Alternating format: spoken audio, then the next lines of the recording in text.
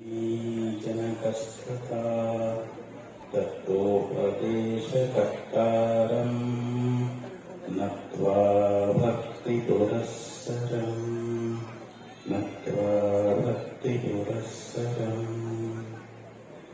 अद्वैत ಸಾರ್ವಭೌಮ ಚಕ್ರವರ್ತಿ ಜಗದ್ಗುರು ಸಿದ್ಧಾರೂಢ ಮಹಾಸ್ವಾಮಿಯವರ ಪವಿತ್ರ ಚರಣಾರವಿಂದಗಳಲ್ಲಿ ಅನಂತ ಸಾಷ್ಟಾಂಗ ಪ್ರಣಾಮವನ್ನು ಸಮರ್ಪಿಸಿ, ಮೌನಯೋಗಿ ಜಗದ್ಗುರು ಗುರುನಾಥಾರೂಢ ಮಹಾಸ್ವಾಮಿಯವರ ದಿವ್ಯ ಚರಣ ಕಮಲಗಳನ್ನು ಎನ್ನ ಮಂದಿರದಲ್ಲಿ ಧ್ಯಾನಿಸಿಕೊಂಡು, ಕ್ಷೇತ್ರಾಧಿದೇವತೆ ಶಿವಯೋಗೀಶ್ವರರ ಸದ್ಗುರು ರೇವಯ್ಯ ಶಿವಯೋಗೀಶ್ವರರ ಸದ್ಗುರು ಸಿದ್ದರಾಮ ಶಿವಯೋಗೀಶ್ವರರ ಪವಿತ್ರ ಚರಣಾರವಿಂದಗಳಲ್ಲಿ ಅನಂತ ಶ್ರೀಸಾಷ್ಟಾಂಗ ಪ್ರಣಾಮವನ್ನು ಸಮರ್ಪಿಸಿ, ಅಂಬಾ ಪರಮೇಶ್ವರಿಯ ಪವಿತ್ರ ಚರಣ ಕಮಲಗಳನ್ನು ಎನ್ನ ಮಂದಿರದಲ್ಲಿ ಧ್ಯಾನಿಸಿಕೊಂಡು, ವೇದಾಂತ ಪರಿಷತ್ ಕಾರ್ಯಕ್ರಮದ ದಿವ್ಯ ಸನ್ನಿಧಾನ ಸ್ಥಾನದಲ್ಲಿ ವಿರಾಜಮಾನರಾದ ಸಾಧು ಚಕ್ರವರ್ತಿ ವಿಶ್ವಕುಟುಂಬಿ ಪಂಚಮಠಾಧೀಶ ನಿರಾಧಾರಿ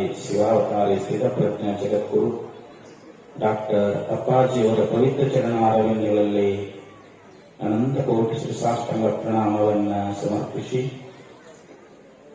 ಕಾರ್ಯಕ್ರಮದ ವೇದಿಕೆಯಲ್ಲಿ ಆಸೀನರಾಗಿರ್ತಕ್ಕಂಥ ಪರಮ ಪೂಜ್ಯ ರಾಮಾನಂದ ಭಾರತಿ ಮಹಾಸ್ವಾಮಿಗಳವರಿಗೂ, ಪರಮ ಪೂಜ್ಯ ಬಸವಾನಂದ ಭಾರತಿ ಮಹಾಸ್ವಾಮಿಗಳವರಿಗೂ, ಪರಮ ಪೂಜ್ಯ ರೇವಣಸಿದ್ದೇಶ್ವರ ಸ್ವಾಮಿಗಳವರಿಗೂ, ಇನ್ನುಳಿದ ಎಲ್ಲ ಪೂಜ್ಯರ ಶ್ರೀಚರಣಗಳಿಗೆ ಅನೇಕ ಪ್ರಣಾಮಗಳನ್ನು ಸಮರ್ಪಿಸಿ, ಈ ಕಾರ್ಯಕ್ರಮದಲ್ಲಿ ಪಾಲ್ಗೊಂಡಿರುವ ಶಿವಸ್ವರೂಪಿಗಳ ತಮ್ಮೆಲ್ಲರಿಗೂ ಅನೇಕ ಶರಣಾರ್ಥಿಗಳು.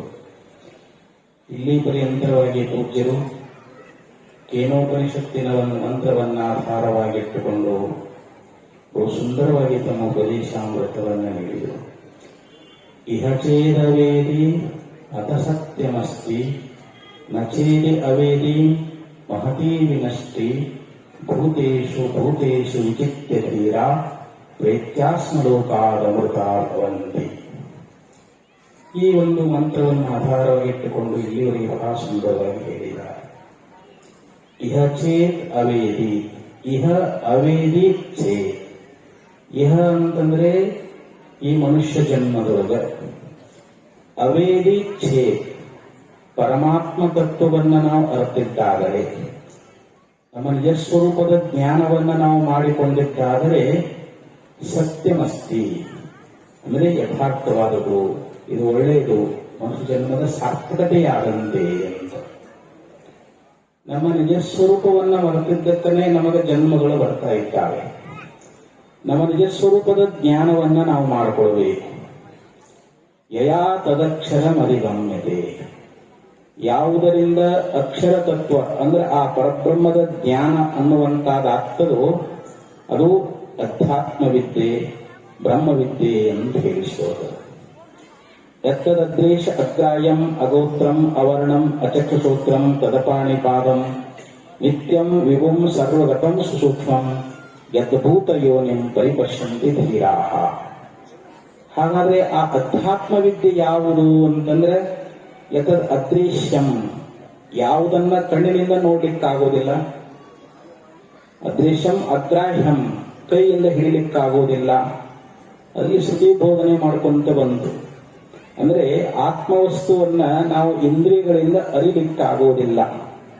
ಯಥೋವಾಚೋ ನಿವರ್ತಂತೆ ಅಪ್ರಾಪ್ಯ ಮನಸಾಸಹ ಅಂತ ಶ್ರುತಿ ಹೇಳ್ತದೆ.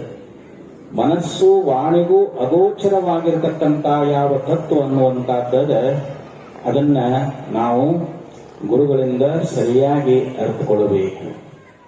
ಶ್ರೋತ್ರಸ್ಯ ಶ್ರೋತ್ರಂ ಮನಸೋ ಮನೋ ಯದ್ವಾಚೋಹ ವಾಚಂ ಸೌ ಚಕ್ಷುಷ ಚಕ್ಷು ಅತಿಮುಚ್ಯ ಧೀರ ಪ್ರೇತ್ಯಾಸ್ಮಲೋಕಾದಮೃತ ಭವಂತಿ.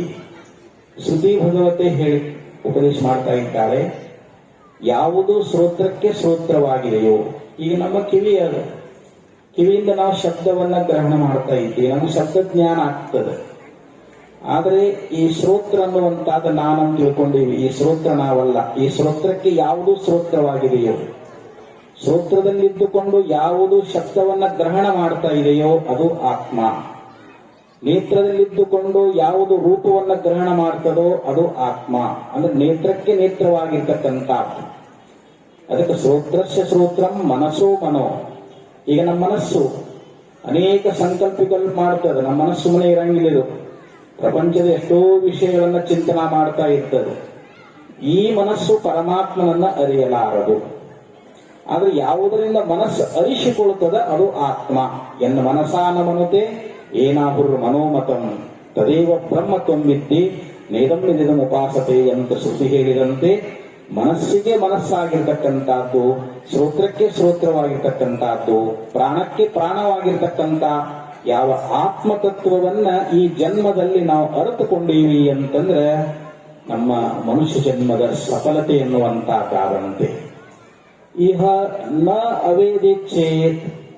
ಈ ಮನುಷ್ಯ ಜನ್ಮದಲ್ಲಿ ಬಂದು ನಾವು ಇಂತಹ ಆತ್ಮತತ್ವವನ್ನು ನಾವು ಅರಿತುಕೊಳ್ಳಿಲ್ಲ ಅಂತಂದ್ರೆ, ಅಂದ್ರೆ ಸುಮ್ಮನೆ ವ್ಯರ್ಥವಾಗಿ ಪ್ರಪಂಚದೊಳಗೆ ವಿಷಯಗಳಲ್ಲಿ ಆಸಕ್ತರಾಗಿ ನಮ್ಮ ಜನ್ಮವನ್ನ ನಾವು ಹಾಳು ಮಾಡಿಕೊಂಡೀವಿ ಅಂತಂದ್ರೆ ಮಹತೀ ವಿನಷ್ಟಿ ಅಂತ ಹೇಳ್ತಾರೆ. ಬಹಳ ಹಾನಿಯಾಗ್ತದೆ ಅಂತ ಹೇಳಿದರು. ಯಾಕಂದ್ರೆ ಇದೇ ಜನ್ಮದಲ್ಲಿ ನಾವು ಪಾರಮಾತ್ಮ ತತ್ವವನ್ನು ಕಂಡುಕೊಳ್ಬೇಕಾಗ್ಯದ. ನಾವಿಲ್ಲಿ ಪರಮಾತ್ಮನನ್ನ ಹೊಂದಬೇಕಾಗ್ಯದ.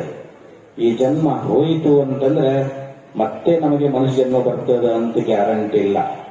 ಲಬ್ಧ್ವಾ ಸುದುರ್ಲಭತರಂ ನರಜನ್ಮ ಜಂತು ತತ್ರಾಪಿ ಪೌರುಷಮತ ಸದಸದ್ವಿವೇಕಂ ಸಂಪ್ರಾಪ್ಯ ಐಹಿಕ ಸುಖಾಭಿರತೋ ಯದಿ ಸ್ಯಾತ್ ದಿಕ್ತಸ್ಯ ಜನ್ಮ ಕುಮತೆ ಪುರುಷಾಧಮಸ್ಯ. ಶಂಕರ ಭಗವತ್ಪಾದಾಚಾರ್ಯರು ವಿವೇಕ ಚೂಡಾಮಣಿಯಲ್ಲಿ ಬಹಳ ಸುಂದರವಾಗಿ ಹೇಳಿದರು. ಪ್ರಪಾ ಭಗವಂತ ನಮಗೆ ಇಂಥ ಸುದುರ್ಲಭವಾಗಿರತಕ್ಕಂಥ ಮನುಷ್ಯ ಜನ್ಮವನ್ನು ಕೊಟ್ಟಾನ ಮತ್ತು ಒಂದು ವಿವೇಕವನ್ನು ಕೂಡ ಕೊಟ್ಟಿದ್ದಾನೆ.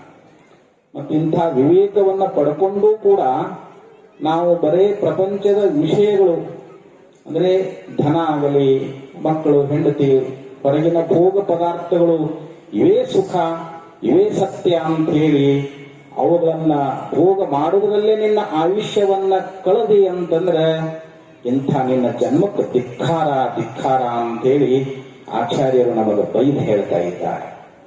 ಅದಕ್ಕೆ ಇಂಥ ದುರ್ಲಭವಾದ ಮನುಷ್ಯ ಜನ್ಮ ಬಂದಾಗ ಈ ಜನ್ಮದೊಳಗನ ನಾವು ಆತ್ಮ ಸಾಕ್ಷಾತ್ಕಾರವನ್ನ ಮಾಡಿಕೊಳ್ಬೇಕು. ಮಹತಾ ಪುಣ್ಯ ಪಣ್ಣೇನ ಕ್ರಿಯತೆಂ ಕಾಯಿನಸ್ತ್ವಯ ಪಾರಂ ದುಃಖೋ ದದೋಗಂತುಂ ತರಯಾವರ್ಣಾವ ವಿದ್ಯತೆ. ಒಂದು ಶ್ಲೋಕದಲ್ಲಿ ಮಹಾತ್ಮನಿಗೆ ಉಪದೇಶ ಮಾಡಿದ್ರು. ನೋಡಿ, ಮನುಷ್ಯ ಜನ್ಮ ಇದು ಸುಮ್ಮನೆ ಬಂದಿಲ್ಲ. ಎಷ್ಟೋ ಜನ್ಮದಲ್ಲಿ ಮಾಡಿರ್ತಕ್ಕಂಥ ಒಂದು ಪುಣ್ಯ, ಆ ಪುಣ್ಯದ ಪ್ರಭಾವದಿಂದ ಭಗವಂತ ನಮಗೆ ಈ ಮನುಷ್ಯ ಜನ್ಮ ಕೊಟ್ಟಾನ. ಈ ಮನುಷ್ಯ ಜನ್ಮ ಅನ್ನುವಂತಹದ್ದು ಇದೊಂದು ದೋಣಿ, ನೌಕಾ, ತೆಪ್ಪ ಅಂತಾರೆ. ಈಗ ನಾವು ನದಿಯನ್ನ ದಾಟಬೇಕಾಗಿತ್ತು ಅಂತಂದ್ರೆ ಒಂದು ದೋಣಿ ಬೇಕು. ಆ ನೌಕೆಯ ಸಹಾಯದಿಂದ ನಾವೇನ್ ಮಾಡ್ತೀವಿ, ಆ ಕಡೆ ದಡವನ್ನ ಸೇರ್ಕೊಳ್ತಾ ಇದ್ದೀವಿ. ಹಂಗೆ ಈ ಸಂಸಾರ ಅನ್ನುವಂತಹದ್ದೇ ಒಂದು ನದಿ, ಈ ಮನುಷ್ಯ ಜನ್ಮ ಅನ್ನುವಂತಹದ್ದೇ ಒಂದು ದೋಣಿ, ಇದೊಂದು ನೌಕಾ ಇದ್ದಂಗ. ಭಗವಂತ ಇದನ್ನ ನಾವು ಕೊಟ್ಟಾನ. ಇದು ಬಹಳ ಪುಣ್ಯ ಮಾಡಿಕೊಂಡು ಇದನ್ನ ಪಡ್ಕೊಂಡು ಬಂದೀವಿ. ಮನುಷ್ಯ ಜನ್ಮ ಅನ್ನುವಂತ ನೌಕಾ ಪಡ್ಕೊಂಡೀವಿ. ಪಾರಂ ದುಃಖೋ ದದೇಗಂತುಂ ತರಯಾವರ್ಣಾವ ವಿದ್ಯತೆ ಅಂತ ಹೇಳ್ತಾರೆ. ಅಂದ್ರೆ ಈ ಮನುಷ್ಯ ಜನ್ಮ ಎನ್ನುವಂತ ದೋಣಿ ಗಟ್ಟಿರುವಾಗಲೇ ನಾವು ಈ ಸಂಸಾರ ನದಿಯನ್ನ ದಾಟಿ ಬಿಡಬೇಕಂತ. ಯಾವಾಗ ದೋಣಿ ಒಡೆದು ಹೋಯಿತು ಅಂತಂದ್ರೆ ಈ ನದಿಯನ್ನ ದಾಟಕ್ಕಾಗ್ತದನ್ರಿ. ಒಂದು ನೌಕೆ ಕೆಟ್ಟ ಹೋಯ್ತು, ಎಲ್ಲ ಒಡೆದು ಹೋಯ್ತು ಅಂತಂದ್ರೆ ನದಿ ದಾಟಕ್ ಆಗಂಗಿಲ್ಲ. ಹಂಗ ನಮ್ಮ ಆಯುಷ್ಯ ಎಲ್ಲ ಮುಗಿದು ಹೋಯ್ತು, ಮುಪ್ಪು ಬಂದದ, ಮರಣ ಸಮೀಪ ಆಗ್ಯದ. ಅವಾಗ ಅಯ್ಯೋ, ನಾನು ಗೃಹ ಹತ್ಯಕ್ಕೆ ಹೋಗ್ಲಿಲ್ಲ, ಆತ್ಮಜ್ಞಾನ ಮಾಡ್ಕೊಳ್ಳಿಲ್ಲ, ನನ್ನ ಜನ್ಮವನ್ನ ವ್ಯರ್ಥವಾಗಿ ಕಳೆದ್ನೆಲ್ಲ ಅಂತ ಹೇಳಿ ಅವಾಗ ಪಶ್ಚಾತ್ತಾಪ ಪಟ್ರೆ ಏನೂ ಆಗೋದಿಲ್ಲ. ಅದಕ್ಕೆ ನಮ್ಮ ಶರೀರ ಸದೃಢವಿರುವಾಗಲೇ ನಾವು ಆತ್ಮಜ್ಞಾನವನ್ನ ಮಾಡಿಕೊಂಡು ನಾವು ಮುಕ್ತರಾಗಬೇಕಾಗ್ಯದ. ಒಬ್ಬ ರೈತ ಏನ್ ಮಾಡಿದ ಅಂತಂದ್ರ, ಹೊಳಿ ದಂಡಿಯೊಳಗೆ ಒಂದೊಂದು ಹೊಲ ಇತ್ತು. ಜೋಳ ಬಿತ್ತಿದ್ದ, ತೆನೆ ಹಾಕಿದ್ದು, ಕಾಗಿ ಗುಪ್ಪಿ ಬಂದು ಕಾಳು ತಿನ್ಲಿಕ್ಕತ್ತಿದ್ದು. ಅವಾಗ ಅವನು ಆ ಹೊಲದಾಗ ಒಂದು ಅಟ್ಟ ಹಾಕಿದ್ದ, ಕವಣಿ ತಗೊಂಡು ಕಲ್ಲಿನಾಗಿಟ್ಟು ಪಕ್ಷಿಯನ್ನು ಓಡಿಸ್ತಿದ್ದ. ಒಂದ್ ದಿವ್ಸ ಏನಾಯ್ತು ಅಂತಂದ್ರೆ ಹೊಲದೊಳಗ ಒಂದು ಪಾತ್ರೆ ಸಿಕ್ತು, ಅದ್ರೊಳಗೆ ರತ್ನಗಳು ತುಂಬಿದ್ದು. ಅವನಿಗೆ ಅದ್ರ ಜ್ಞಾನ ಇಲ್ಲ. ಅವ ಏನ್ ಮಾಡಿದ, ಕವಣಿಯೊಳಗ ಆ ರತ್ನಗಳನ್ನಿಟ್ಟು ಹೊಡೆದ್ ಬಿಟ್ಟ. ಅವೆಲ್ಲ ಆ ರತ್ನಗಳು ನದಿ ಪಾಲಾಗಿ ಹೋಗ್ಬಿಟ್ಟು ಒಂದೇ ಒಂದು ರತ್ನ ಉಳಿದಿತ್ತು. ಯಾಕೋ ನೋಡಕ್ ಬಾ ಚಂದ ಅದ ಅಂತ ಹೇಳಿ ತನ್ನ ಕಿಸೆದಾಗ ಇಟ್ಕೊಂಡಿದ್ದದನ್ನ. ಮನೆಗೆ ಬಂದಾಗ ಆ ಹುಡುಗ ಅಪ್ಪನ ಜೇಬಿನಾಗಿರೋ ದುಡ್ಡು ತಗೋಬೇಕಂತ ಕೈ ಹಾಕ್ತು, ರತ್ನ ಸಿಕ್ತವು. ಆ ಮಗು ಏನ್ ಮಾಡ್ತಂದ್ರೆ ಅದನ್ನ ಅಂಗಳದೊಳಗೆ ಆಟ ಆಡೋ ಸಮಯದೊಳಗೆ ಒಬ್ಬ ರತ್ನದ ವ್ಯಾಪಾರಿ ಬಂದ. ಅವ ನೋಡಿದ ಇದು ಎಂಥ ಬೆಲೆ ಬಾಳ್ತಕ್ಕಂತ ರತ್ನದ, ಇದು ಹುಡುಗ ಗುರ್ತಿಲ್ ಕಾಣ್ತದ, ಇದು ಬಹುಶಃ ಸಾಮಾನ್ಯ ಕಲ್ಲು ಅಂತ ತಿಳ್ಕೊಂಡಿರ್ಬೇಕಂತ ಹೇಳಿ ಅವಾಗ ರತ್ನ ವ್ಯಾಪಾರಿ ಬಂದು ಕೇಳ್ತಾನ, ಏನಪ್ಪಾ ಇದನ್ನ ಕೊಡ್ತೇನ ಅಂತ ಕೇಳಿದ. ಏನ್ ತೋಡಲ್ಲ, ಇದೇನ್ ಕಲ್ಲ ತೋಡ್ರಿ ಅಂತಂದವ. ಅಲ್ಲಪ್ಪ ಹಂಗ ಇದು ಮಾಡಂಗಿಲ್ಲ, 10 ಲಕ್ಷ ರೂಪಾಯಿ ಕೊಡ್ತೀನಿ ಅಂದವ. ಅವಾಗ ಅಂದ, ಅಲ್ಲ ಇಂಥ ಒಂದಲ್ಲ ಒಂದು ಪಾತ್ರೆ ತುಂಬೆಲ್ಲ ರತ್ನಗಳಿದ್ದು ಎಲ್ಲಾ ಕವಣೆಯಾಗಿಟ್ಟು ನದಿ ಪಾಲ್ ಮಾಡಿಬಿಟ್ಟೆ, ನಾನು ದೊಡ್ಡ ಕೋಟ್ಯಾಧೀಶ ಆಗ್ತಿದ್ದೆ, ಇದರ ಮಹಿಮಾ ನನಗೆ ಗೊತ್ತಾಗಲಿಲ್ಲ, ಇದು ಸಾಮಾನ್ಯ ಕಲ್ಲು ಅಂತ ತಿಳ್ಕೊಂಡಿದ್ದೆ, ಅಯ್ಯೋ ನನ್ನ ಜೀವನವೇ ಅಂತ ಹೇಳಿ ಬಹಳ ದುಃಖ ಪಟ್ಟನಂತ. ಹಂಗ ಅದು ಅವನ ಕಥೆಯಲ್ಲ, ನಮ್ಮ ಕಥೆ. ಅನಿಮಿತ್ಯ ಅರಿಗಳೆನಿಪ ಕಾಮಾದಿಗಳೇ ತನೋವನೇಕವನಿತ್ಯ ಭವಭುವಂಗಳಲ್ಲಿ ನಿನಗೊಂದು ದೇಹ ತೊಟ್ಟು ತಪವಾಂತ ಘನಶಂಭುಲಿಂಗವಾಗಿರಲಲ್ಲಿ ಮನುಜ ಅಂತ ಹೇಳ್ತಾರೆ.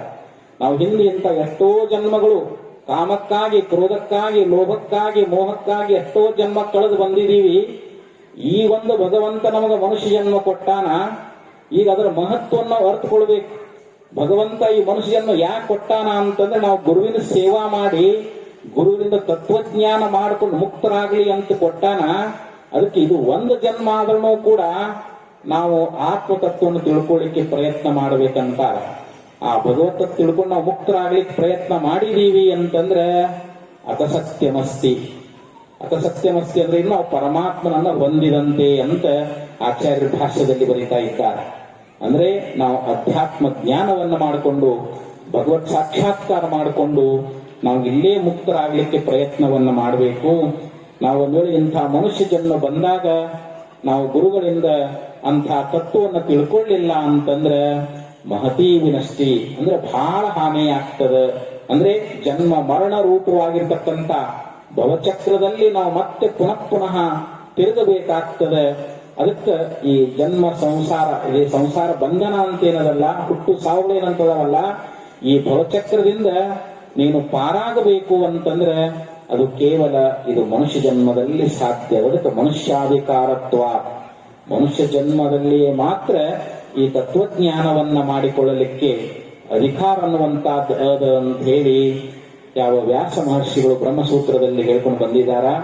ಅದಕ್ಕಂಥ ದುರ್ಲಭವಾಗಿರ್ತಕ್ಕಂಥ ಮನುಷ್ಯ ಜನ್ಮ ಪ್ರಾಪ್ತಿಯಾದಾಗ ನಾವು ಇದನ್ನ ಹಾನಿ ಮಾಡಿಕೊಳ್ಳದೆ, ಎಂಥ ಮಾನವ ಜನ್ಮ ಏನ್ ಕೆಡಿಸಿ ಬಿಟ್ಟಿರಪ್ಪ, ಇಂಥ ಮಾನವ ಜನ್ಮ ನಿಮಗೆ ಸಿಕ್ಕಿತ್ತೇನ್ರಪ್ಪಯ್ಯ ಅಂತ ದಾಸರು ಕೂಡ ಹೇಳ್ತಾರೆ. ಇಂಥ ದುರ್ಲಭವಾದ ಮನುಷ್ಯ ಜನ್ಮ ಬಂದದ, ನೀವು ಬರೀ ಸಂಸಾರದ ವಿಷಯದಲ್ಲಿ ಆಸಕ್ತರಾಗಿ ಪ್ರಪಂಚದ ಕಾರ್ಯಗಳಲ್ಲಿ ನಿಮ್ಮ ಆಯುಷ್ಯವನ್ನ ಕಳೆದು ಹೋದ್ರಿ ಅಂತಂದ್ರೆ ಇದರಿಂದ ಮಹತ್ ಹಾನಿ ಆಗ್ತದೆ. ಅದಕ್ಕೆ ಭಗವಂತ ಈ ಜನ್ಮವನ್ನು ಕೊಟ್ಟಾನಲ್ಲ, ಆದಷ್ಟು ಇಂಥ ಮಹಾತ್ಮರ ಸಂಘದಲ್ಲಿ ಬಂದು ಅವರ ದರ್ಶನ, ಅವರ ಉಪದೇಶಾಮೃತವನ್ನು ನಾವು ಪಡ್ಕೊಂಡಿವಿ ಅಂತಂದ್ರೆ ನಾವು ಮುಕ್ತ ಆಗ್ತಾ ಇದ್ದೀವಿ ಅಂತ ಹೇಳ್ತಾ ಇದ್ದಾರೆ. ಸಮಯ ವಿಶೇಷ ಆಗಿದೆ, ನಪ್ಪಾಜಿಯವರ ಆಶೀರ್ವಚನ ನಾವೆಲ್ಲ ತಿಳ್ಕೊಂಡ್ರೆ ಅಂತ ಹೇಳ್ತಾ ಈ 2 ನುಡಿಗಳನ್ನು ನಪ್ಪಾಜಿ ಅರ್ಪಿಸಿ ಇಲ್ಲಿ ವಿರಮಿಸ್ತಾ ಇದ್ದೇನೆ. ಓಂ